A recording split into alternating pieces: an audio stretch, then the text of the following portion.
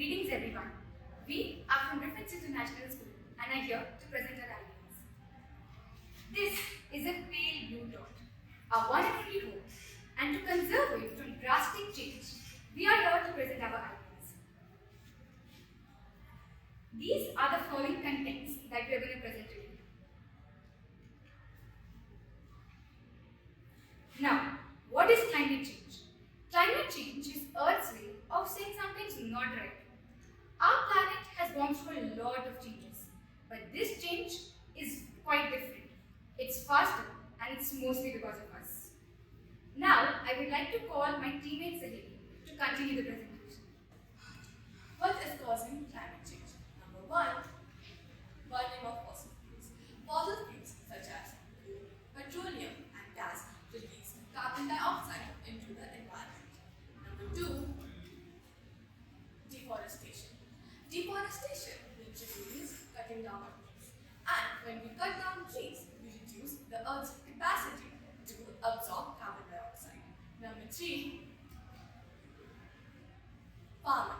Well, farming might not seem like a harmful activity, but with the rising population, the demand in food crops also increases. And with this increasing population also increases the demand in food crops. And with this increased demand, people cut down forests to make food croplands out of them. How has the atmosphere really changed? Well, you all might wonder how the atmosphere has changed from the past century. Well, let me tell you. First, the CO2 in the air before the industrial era was 280 parts per million. Now it's 420. That's a drastic change. Number two, global temperature. The Earth's temperature has increased about 1.2 degrees Celsius from the past century. Number three, sea levels. The sea levels have risen about 21 to 24 centimeters from the past century. All these facts together has caused a drastic change into the Earth's environment. Now, I would like to call Lavanya to continue. So, climate change has affected wildlife in ways we do not realize. We nowadays hear a lot of animals migrating to our territory. And why is that? That is because their own territory is getting destroyed. We are also hearing news of dead animals getting extinct here and there. This leads to gap in the food web, which leads to disruptions in the food chain. Global warming is also causing a lot of diseases in animals. This is because the warmer climate is creating a much habitable environment for the pathogens to survive. Climate change is also impacting our oceans heavily. Oceans aren't just beautiful to look at. They also provide half the oxygen we're breathing and absorb most of the excess carbon dioxide and heat that we release. But right now, they're suffering. Sea levels, for instance, are rising faster than ever. When combined with cyclones, they cause various coastal hazards like floods, erosions, and landslides. At the same time, marine heat waves have doubled since 2006. One of the worst consequences is coral bleaching. Additionally, ocean acidification and rising temperatures put marine species at a very high risk.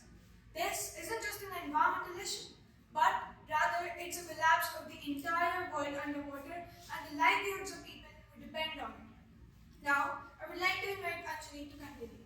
As a consequence, the ecosystem has been upset, leading to the disruption of agriculture and the water system, damage to infrastructure, and the loss of coastlines. Humans are forced to migrate, leaving their homes, building pressure on the destination sites.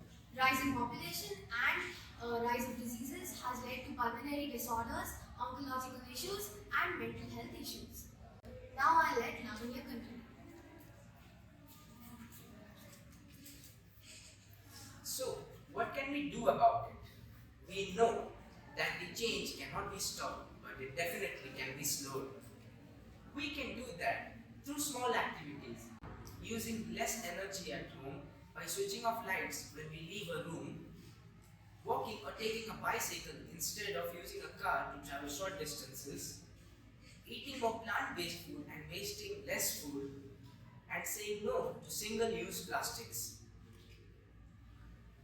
So what can we as a community do? we should plant more and more trees, join local cleanup and eco groups, and spread and raise awareness about the harmful effects of climate change. Now, what should the government and other companies do? They should invest in sustainable energies like solar, wind, and tidal energies. They should pass laws that prevent pollution and protect the forests. They should support green jobs and public transports. And they should support green jobs and public transports. Now, I would like to invite Aadita to conclude. Now, I would like to conclude by saying that if we want to save our planet, our home, we must take the necessary steps that were earlier mentioned by my teammates. As of the final statement from our group of Griffins International School, I would like to say